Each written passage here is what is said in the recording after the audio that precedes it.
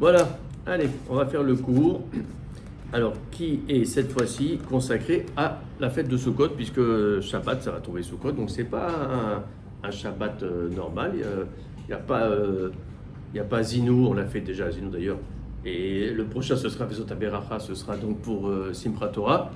Donc là, c'est Shabbat Sukkot. Donc c'est comment ça s'appelle, une lecture de la Torah de Sukkot, du premier jour de Sukkot, Haftarah de Sukkot, etc. Alors, hier c'était Kippour, on a fini hier soir Kippour, on est tous propres, on s'est lavé de tous les péchés. Comme on l'a dit dans Maseret Tanit, à la fin de Maseret Tanit, c'est marqué comme quoi? C'est marqué En Yamim Tovim Be'Israël Keyom HaKippurim Ve Chamisha Asar Be'av. Il n'y a pas des jours aussi bons pour Israël, pour le peuple d'Israël, que le jour de Yom Kippour et aussi Tou B'Av. On en avait parlé quand c'était Tou B'Av justement à l'époque. Et donc voilà, la Gemara te dit ça, il y a deux jours extraordinaires. Alors le jour de Yom Kippour, on comprend en quoi il est extraordinaire pour le Ham Israël, puisque c'est le jour où tu vas pouvoir effacer tous tes péchés. C'est extraordinaire, c'est un truc de fou. On a la possibilité d'avoir ce jour-là qui nous permet de nous nettoyer de tous nos péchés, enfin nettoyer notre âme. Voilà, après on avait vu aussi que Tou B'Av, c'était extraordinaire aussi à plein de niveaux. Mais bon, donc voilà, c'est un jour particulier Kippour. Maintenant, il faut savoir que Kippour est lié à Sukkot. Et c'est la seule fête qui est liée à une autre fête. Si on regarde bien, il n'y a pas lié vraiment dans le sens où ça veut dire que dès qu'on sort de l'une, on rentre dans l'autre, mais c'est lié complètement. Pessah, on sait qu'il y a un lien avec Shavuot, mais malgré tout, ils ne sont pas liés quand même. Pessah prépare à Shavuot. Il y a le Homer au milieu, qui les relie, mais Pessah prépare à Shavuot. On sait que Rosh Hashanah, ça va se continuer avec Kippour. C'est tout un ensemble. Mais ceci dit, quand on finit Rosh Hashanah, il n'y a pas de quelque chose qui a un rapport avec Kippour. Non, on continue les slichot, etc. La seule fête qui est liée, c'est Kippour avec Sukkot. Comment on sait? Eh bien, on sait que dans les halachot, figurez-vous, bah voilà, la dernière halacha de Kippour, dans le Shulchan Aruch, c'est faire monter la souka. Ça rentre pas dans les halachot de Sukkot. Ça rentre dans les halachot de Kippour. Parce que pour montrer que, attention, c'est lié. Sukkot c'est lié à Kippour. Effectivement, c'est la raison pour laquelle on se pose tout le temps la question, c'est à chaque année, pourquoi Sukkot elle tombe à cette période-là? En principe, Sukkot devrait tomber quand? Sukkot, ça représente quoi? C'est la sortie d'Égypte. Bah voilà, on va aller dans des tentes, dans des trucs, etc. En fait, c'est par rapport au fait qu'on a été libéré d'Égypte et que les Béni Israël, ils ont été dans des Sukkot pendant 40 ans. Voilà, dans des tentes, évidemment. Ils n'avaient pas quelque chose de fixe. Il n'y avait pas une demeure fixe qui a duré 40 ans. Bon, c'était pas prévu au début, etc. Donc, en principe, c'est à Pessah. Alors, il y en a qui disent, il y a des drachim qui disent, non, ça n'a pas été fait à Pessah, parce que si c'était fait à Pessah, c'est trop facile. On pourrait dire, ouais, c'est facile, il fait encore doux à Pessah. Alors, non, on le fait à cette période pour montrer, regarde, même dans la chaleur, c'est pas évident d'être dans la souka. Mais en fait, c'est surtout parce que Sukkot, c'est complètement lié au processus qu'on a eu jusqu'à Kippour. Alors c'est lié à Kippour, mais en fait à tout le processus qu'on a eu avant. On avait vu que c'était le fameux tapis roulant qui a démarré au début du mois d'Elul, avec les sirotes. Ensuite Rosh Hashanah, ensuite les 10 jours de pénitence, et on finit par hier Kippour, et tout de suite après, c'est marqué, on monte la souka.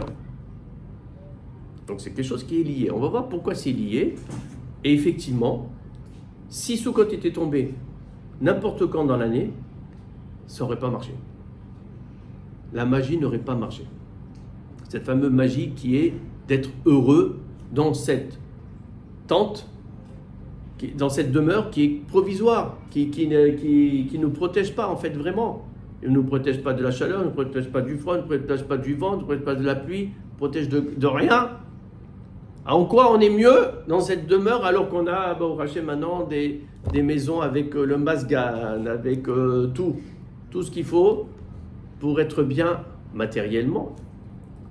Et en fait, on va voir que justement, c'est tout le contraire qu'on va effectivement avoir. Alors, on a vu que la dernière halakha, c'était ça. En fait, c'est quoi en fait cette histoire, ce inyan de Sukkot, de rentrer dans la soukha? C'est le bitul hayesh. Ça veut dire s'annuler soi-même. C'est ce qu'on a fait en fait à Kippour. Qu'est-ce que c'est quoi Kippour? Kippour, on s'est annulé complètement. On n'existe plus en tant qu'individu physique. Tout ce qui est matériel, on l'a supprimé. Ne plus manger, ne plus boire, ne pas avoir de relations intimes, ne pas se laver, etc.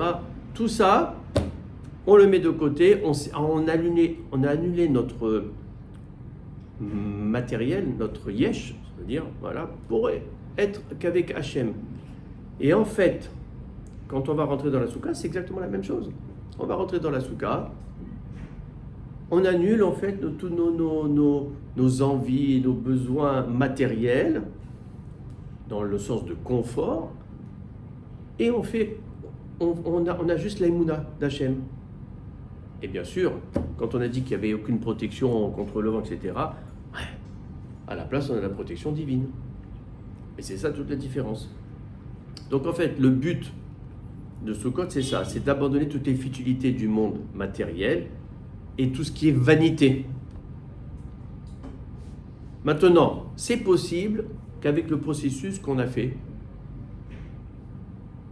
jusqu'à Kippour, si on n'avait pas fait ce processus-là, on ne peut pas. Et donc effectivement, on va arriver à la soukha avec une joie incroyable. Et cette joie, en fait, c'est notre âme qui va l'avoir grâce à tout ce qu'on a fait avant. Qu'on a fait qu'on a proclamé Hachem le roi, qu'on a fait les slichot, qu'on a fait le vidouille 26 fois hier.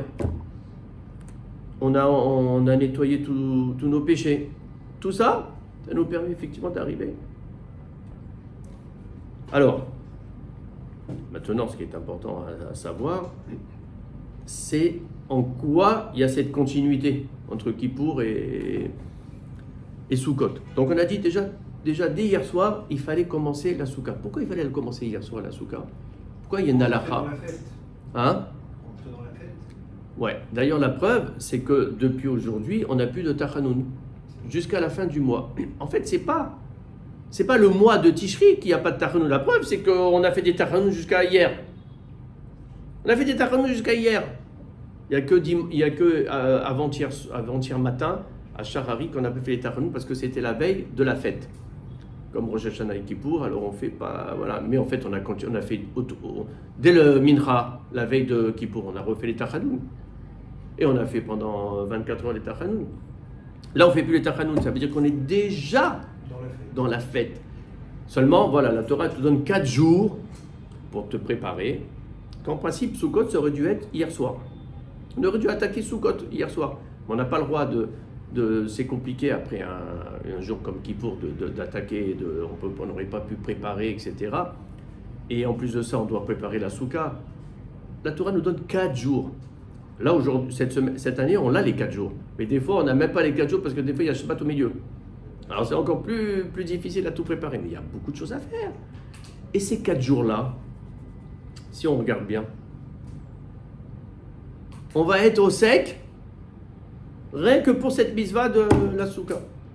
De tout. Il va pleuvoir. Hein? Il va pleuvoir. Non. On va être au sec, ça veut dire on va être occupé, rien que pour préparer tout ce qu'il faut préparer pour toutes les mitzvot qu'il y a à faire. Juste le temps, quoi. On doit construire la soukha, la décorer, la préparer, etc. on doit préparer à manger, il faut acheter les trucs, on doit acheter le lavim pour qu'on fasse la mitzvah de lavim. Il y a beaucoup de choses à préparer, il y a énormément de choses à préparer. La Torah te donne 4 jours pour faire ça. Ces 4 jours-là, ils sont très importants. Ils te permettent effectivement de préparer. En fait, on est dans ce pont-là, il y a un pont entre Kippour et Sukkot qui te permet effectivement de préparer tout ça. Et alors à ce moment-là, on pourrait effectivement se réjouir parce que le but, c'est quoi? C'est de se réjouir. En fait, Hachem, ok, il a accepté notre pardon, il a accepté tout, mais c'était la crainte. On était dans un moment de yirat shamayim, de crainte. Hachem est d'accord, il sait qu'on doit passer par la crainte, mais c'est ce qu'il préfère. Il préfère qu'on ait surtout l'amour. Donc il veut qu'on finisse par une note d'amour. Alors maintenant, il a dit, maintenant vous avez fait la crainte et tout, vous avez fait vous êtes rapproché de moi par la crainte, maintenant vous allez vous rapprocher par l'amour. Et vous allez effectivement faire la fête pendant 7 jours, plus un jour supplémentaire qui est Simchat Torah. Vesamarta bechagera, ve'aïta ar sameyach. Donc voilà, le processus il est là. Kippour, et la fête elle continue en fait dès le soir de Kippour, ça y est, on est dans la fête de Sukkot, on prépare tout, on a que ça à faire. Alors, pourquoi? Parce que on a tellement engrangé de la shrina, de la spiritualité pendant ce jour-là, qu'il faut vite, cette spiritualité, cette Kidusha que tu as reçue, vite tu la mets pour la fête de Sukkot. C'est pour ça que c'est très bien de faire le soir, le Motzei Kippour, de commencer la Souka, ou alors ceux qui ont commencé un petit peu, de continuer la Souka, pour donner cette Kedusha, à la Souka. Comme la Souka, on sait qu'elle a Kedusha. Il y a Hachem qui est là, qui réside. Il y a les Ushpizin. Chaque jour, il y a des Ushpizin, qui ne sont pas n'importe qui. Abraham, Yitzhak, Yaakov, Yosef, David, Shlomo et Aaron. Mais ça, il faut que nous aussi, on donne notre Kedusha qu'on a récupéré pendant tous ces 24 heures de Kippour. Et ça, hop, on le fait tout de suite. Et alors, le fait qu'on est occupé pendant 4 jours à tout préparer, Hachem, en fait, il veut qu'on garde toujours cette spiritualité en nous. Alors, c'est vrai que ce matin, on est quand même parti au travail. On a fait un peu de matérialité, mais bon, voilà, on est occupé quand même. On est occupé tout de suite. C'est pas qu'on s'arrête après Kippour, il n'y a plus rien à faire. Il y a plus qu'on s'arrête, il a coupé. Voilà, ça, ce sera après Simchat Torah. C'est un moment un peu compliqué après Simchat Torah. Ah ouais? Heureusement, il y a Yisro Hag. Il y a Yisro Hag le lendemain. Dimanche. Hein? Dimanche, il se refait. Ouais, c'est ça. Ce sera dimanche Yisro Hag parce que la fête, c'est samedi. Nous, ce sera Yisro Hag dimanche. En Roule, ce sera le deuxième jour de Simchat Torah. Voilà. Mais après, c'est le vide d'un seul coup. Et là, des fois, c'est dur. C'est dur après 40 jours, 50 jours de fête, etc., de préparation, de machin. Plus rien à faire. On se repose un peu au début, ok, mais après, voilà. Et à Hanouka. C'est la raison pour laquelle, après Kippour, tout de suite, on continue et on doit s'occuper à se préparer toutes les mitzvot qu'on doit faire là, pendant Sukkot. C'est les 4 jours que l'on a à faire. Et ça, c'est bien parce que ça nous permet de garder toute la Kedusha qu'on a eue à Kippour. Alors, ok, on a compris tout ça. Maintenant, il y a quand même quelque chose d'important qu'il faut savoir. C'est que jusqu'à maintenant, jusqu'à Kippour, on faisait surtout une prière individuelle. Le repentir, c'est toi-même qui dois le faire vis-à-vis d'Hachem. Bah, tu ne peux pas le faire pour l'autre. Donc, on est vraiment dans la prière individuelle, dans l'action individuelle. Mais à partir de maintenant, on va passer dans l'action collective. Parce qu'en fait, c'est quoi Sukkot? Sukkot, c'est l'ardoute. Le fait de manger dans la souka, on va se retrouver avec plusieurs, on va avoir des invités, on a les ouspizines, mais on a aussi plein d'invités. Et c'est une fête très très festive dans le sens où justement on reçoit beaucoup de monde, etc. Plus que d'habitude. Le Shabbat on doit le faire, les autres fêtes aussi, mais c'est familial. Non, là on va recevoir plus de monde. On va aller donc de soukha en soukha. On veut voir toutes les soukottes. C'est très très... Alors il y a une ardoute qui se crée. Et cette ardoute-là, on va la voir dans la mitzvah des repas minimes. Des 4 espèces que l'on va effectivement unir. Que c'est quoi les 4 espèces? C'est les 4 types de juifs.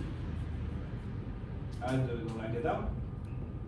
dans la Gada? Pas les 4 enfants. Ça rejoint un peu. Ça rejoint un peu. Tam, Racha, etc. Voilà, ça rejoint un peu. Non, c'est les 4 types de juifs qu'il y a dans le Ham Israël. Il y a le loulav. Le loulav, non, il y a d'abord la harava.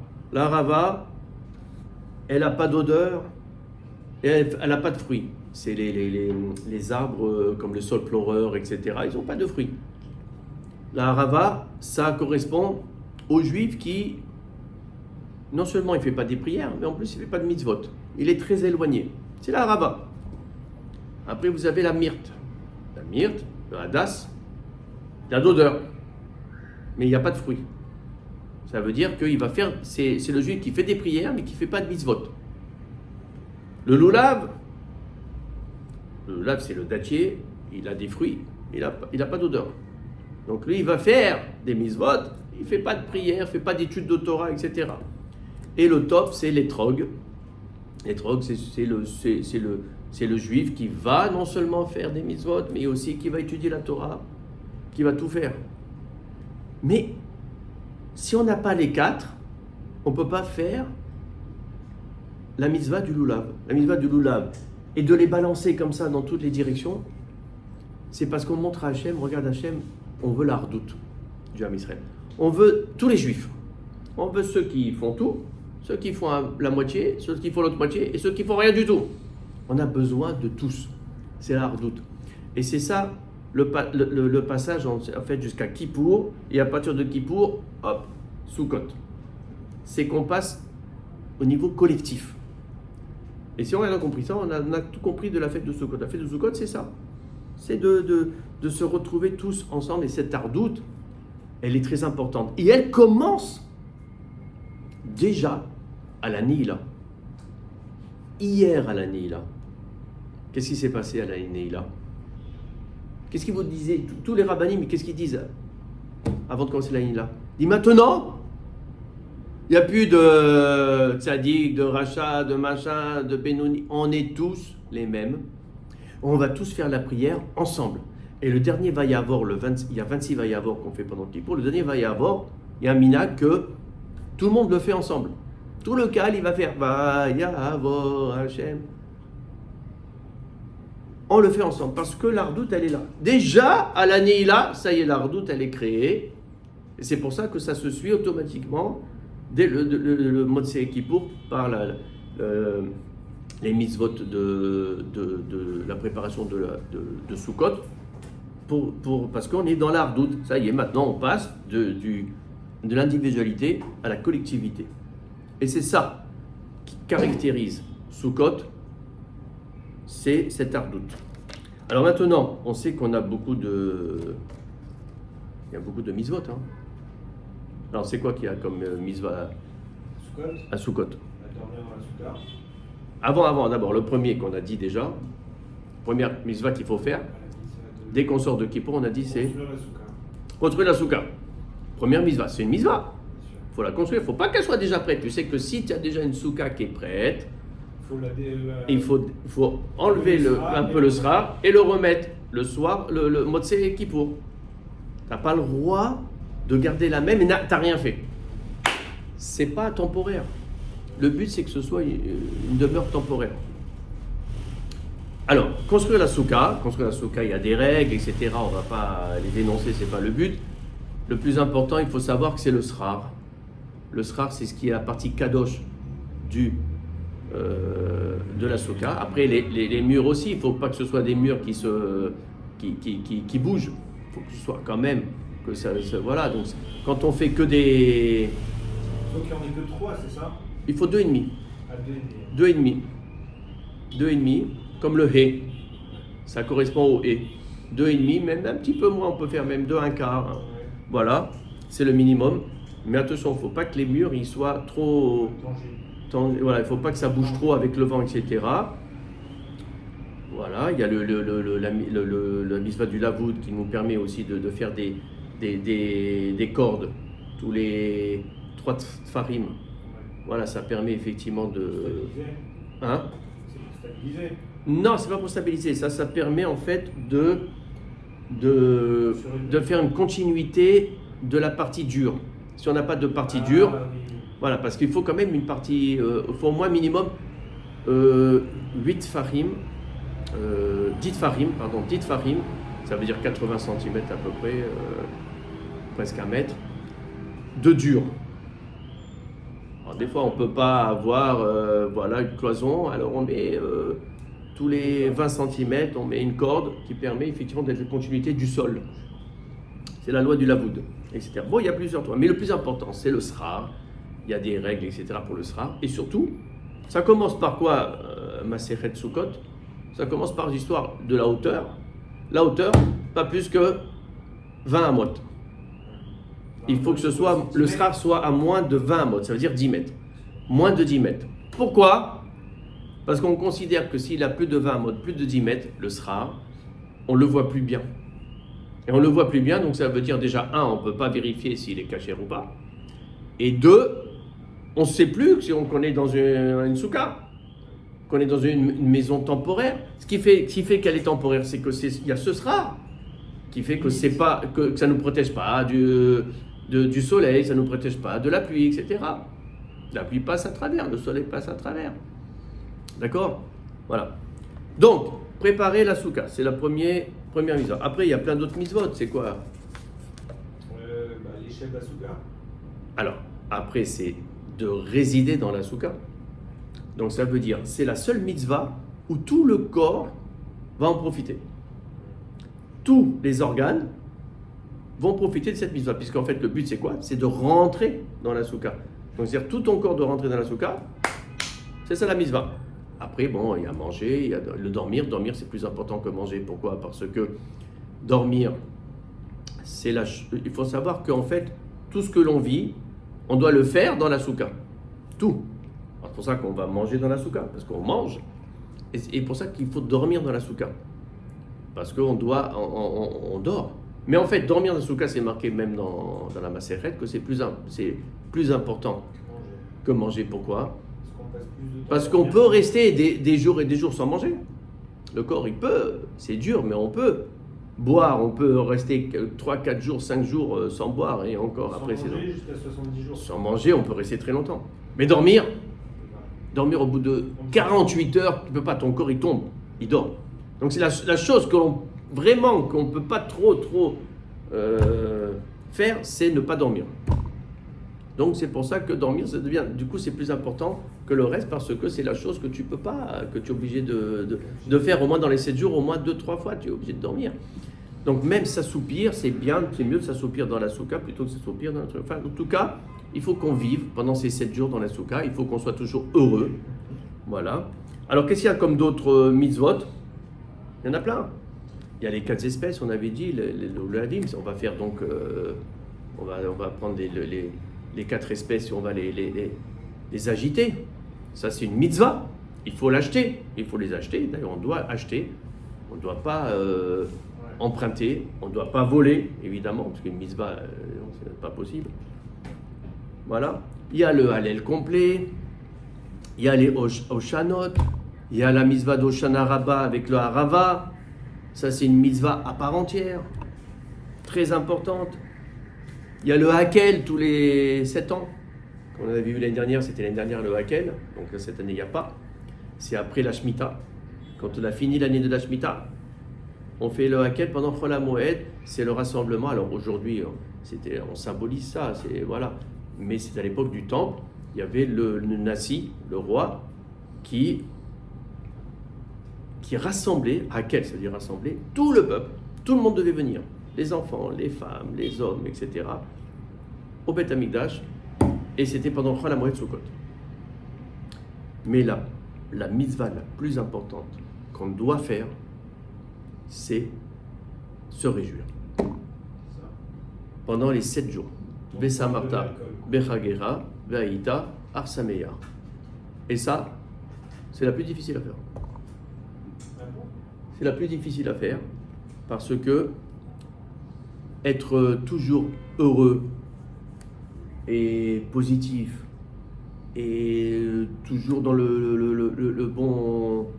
Voilà, toujours être heureux, etc. et ne pas se mettre en colère, etc. Déjà pendant une journée, 24 heures, c'est très dur. Au moins une fois, tu vois, tu vas te mettre en colère ou il y a un truc qui va t'énerver, il y a un machin, tout ça. Et pendant 7 jours, très dur. Mais c'est une obligation. Donc il faut qu'on soit heureux. En principe, je l'ai dit, avec toute la préparation qu'on a fait, l'âme, elle est heureuse. Donc quoi qu'il arrive, on va être heureux dans la soukha. Alors bien sûr, on va manger, on va boire et tout ça, donc ça va nous permettre aussi d'être heureux. Mais tout ça, tout ce matériel-là, il devient tout de suite kadosh. Parce que c'est pour la mitzvah de la soukha qu'on va faire ça. Donc voilà, surtout se réjouir, ça c'est vraiment très très important. Voilà. Et qu'est-ce qu'il y avait? Donc vivre dedans, comme je l'ai dit, voilà. Et alors, concernant ce que j'avais dit au début, ce qui symbolise Sukkot, et c'est ça qu'il faut retenir, c'est la hardout. C'est ça le plus important. C'est vraiment, comme on a dit, avec la mitzvah du lulav, des 4 espèces, on les réunit. Et si on ne réunit pas ces 4 espèces, c'est pas bon. Et s'il y en a un des 4 qui n'est pas cachère, il n'est pas bon. Tu ne peux pas. Les trocs, il faut qu'ils soient cachères. Mais le lulav aussi, la raba aussi. Il faut faire attention, la raba, il faut la changer parce qu'elle ne dure pas longtemps. La myrte aussi, la das aussi. Ça, c'est l'ardoute. Et l'ardoute, et on va finir par ça, ça rejoint un petit peu ce que l'on lit dans la Hamida, avant la 2e bracha, où on dit Meler, Ozer, au Moshiach, au Magen. On dit 4 mots. Et j'ai vu un truc extraordinaire à propos de ces 4 mots. Ces 4 mots, en fait, c'est Rosh Hashanah, les 10 jours de pénitence, Kippour et Sukkot. Alors, c'est quoi? Meler, le roi, on a compris, c'est Rosh Hashanah. Am-Meler, Akadosh. On ne dit pas El Akadosh, on dit Am-Meler Akadosh. On va glorifier Hachem, on va dire que c'est le roi. Ça, c'est le jour de Rosh Hashanah. Ça veut dire quoi, le roi? Quand on glorifie le roi, ça veut dire qu'on est des serviteurs du roi. Un serviteur du roi, est-ce qu'il est passif? Ben non. Le serviteur du roi, il est justement très actif.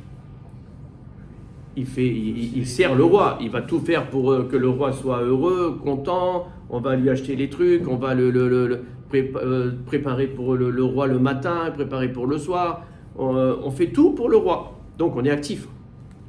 Ça c'est Rosh Hashanah. Rosh Hashanah, on parle du juif là qui fait tous les mitzvot, les trucs et tout, et qui est toujours il s'occupe du roi, d'Hachem. Proactif.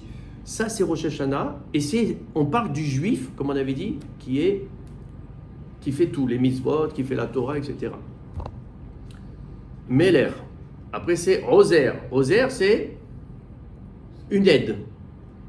Une aide. Ezra. D'accord? C'est une aide. Meler, Ozer. Le roi, l'aide. Donc c'est une aide. Là, on demande maintenant à Hachem, on dit aide-nous. Alors déjà, quand on aide une personne, est-ce que la personne elle fait quelque chose? Oui, elle va quand même tendre la main pour essayer d'être aidée. Tu vois, elle va demander de l'aide. Elle va faire quelque chose. Mais on n'est plus déjà dans le même niveau là. C'est peu là, voilà. Alors ça, c'est pendant les 10 jours de pénitence. On demande cette aide. Mais on voit que là, ça concerne le juif qui fait moins de choses et qui va solliciter l'aide d'Hachem pour effectivement avancer. Meler Ozer ou Moshiach. Moshiach, c'est le sauveur. Alors là, quand tu es sauvé, en règle générale, tu ne fais pas grand-chose. C'est le sauveur qui va tout faire. qui va t'aider. Ça, c'est Kippour. Kippour, il est là pour... C'est un jour spécial qui va, quoi qu'il arrive, te réparer, t'aider, te sauver. C'est Kippour. C'est par rapport aux Juifs qui, lui, fait pas grand-chose. Fait pratiquement rien. On peut dire même. Alors, on demande le sauveur qui l'aide, ce Juif-là. Meler Roser au Moshiach. Et le dernier, ou Magen. Magen, c'est quoi? Protection. Le bouclier. Ça, c'est quoi? Ça correspond en fait, quand tu as un bouclier, la personne n'est même pas au courant. Il y a un truc qui te protège. Des fois, on a une protection, on ne sait même pas qu'on a une protection. Hachem, il nous a protégés. Il aurait dû avoir un accident, il aurait dû avoir un machin. Après, on s'est rendu compte, ah, regarde, voilà, j'ai dû avoir quelque chose qui m'a protégé. Ça, c'est ce qu'on demande aussi. Ça, c'est le juif qui ne sait même pas, il fait rien, il ne sait même pas que ça existe, la Torah, est tellement qu'il est éloigné. Eh bien, celui-là, même celui-là, on lui demande une protection. Ça, et bien ça, c'est Sukkot et Hoshana Rabbah. Parce qu'en fait, si on regarde bien, on a un rattrapage. On avait Rosh Hashanah, on avait Kippour, on a un rattrapage, c'est Hoshana Rabbah. Hoshana Rabbah, on refait les hakafot et les machins, et ça dure longtemps, ça dure 2h30 la prière, on tourne 7 fois et on fait les Hoshanot 7 fois. On fait tout comme pour Kippour, on fait le vidouille, on fait le machin. Et bien c'est un rattrapage. Et c'est le rattrapage là, c'est Magen, c'est le bouclier. Ça veut dire que ça vraiment, ça va permettre effectivement de sauver, de protéger même celui-là qui est très très très éloigné. Mais les Roséro Moshio Magen, on a compris que c'était cette continuité effectivement qui se fait. Alors espérons que l'on a de très très bonnes fêtes, qu'on passe de très très bonnes fêtes de Sukkot, dans la joie, dans la simcha, avec les ushpizim. Et si Dieu veut même, on espère qu'il y aura même Mashiach qui sera là, puisqu'on sait que très bien, on sait que à l'époque du Mashiach, On mangera dans la souka. tout le monde mangera dans la souka, Avec la peau du Léviathan. avec la peau du Léviathan qui fera le tour de la souka. Donc c'est quelque chose, c'est vraiment un message messianique extraordinaire. Ça veut dire que quoi qu'il arrive, Ce sera souka. on passera par la souka. Donc c'est là qu'on voit qu'il y a une force extraordinaire. Alors espérons, si Dieu veut, qu'on se renforce dans ça et qu'on passe de très très bonnes fêtes de Sukkot. Amen et un bon Shabbat.